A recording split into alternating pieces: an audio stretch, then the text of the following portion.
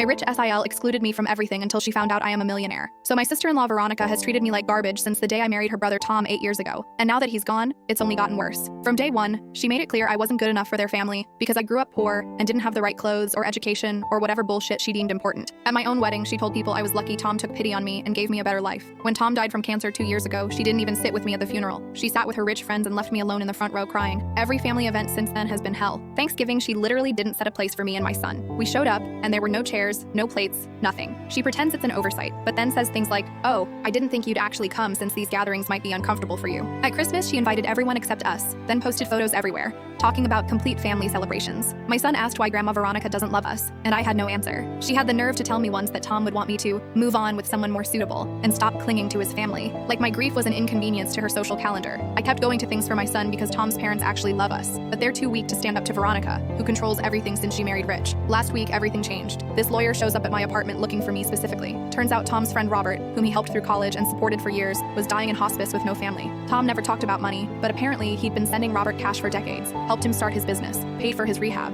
everything, without ever asking for anything back. Robert became incredibly successful in tech and never forgot what Tom did. The lawyer sits down and tells me Robert is leaving everything to me and my son, not some money, everything. We're talking $14 million plus properties in 3 states and a stake in his company. He said Robert considers Tom the only family he ever had, and by extension, me and my son are his family too. He wanted us to be taken care of the way Tom took care of him. I literally couldn't speak, just sat there crying. The lawyer said Robert wanted to meet me before he passed, so I went to the hospice that day. This fragile old man held my hand and told me stories about Tom I'd never heard, about how Tom saved his life multiple times, never judging, just helping. He said Tom wrote him letters about how much he loved me and our son, and Robert wanted to make sure we never struggled. He died 3 days later. I didn't tell anyone about the inheritance at first. I just started quietly making plans to move somewhere better for my son. But Veronica has connections everywhere and found out through her country club gossip network. Suddenly my phone is blowing up. Veronica is texting, saying she's been thinking about me and misses having me around. She shows up at my apartment with expensive gifts, saying family should stick together, and she's sorry if there were misunderstandings in the past. She actually said misunderstandings like I imagined, not having a fucking plate at Thanksgiving. She goes on about how Tom would want us all united, and how she's been so worried about me and my son struggling financially, and wants to help manage this windfall since I don't have experience with money.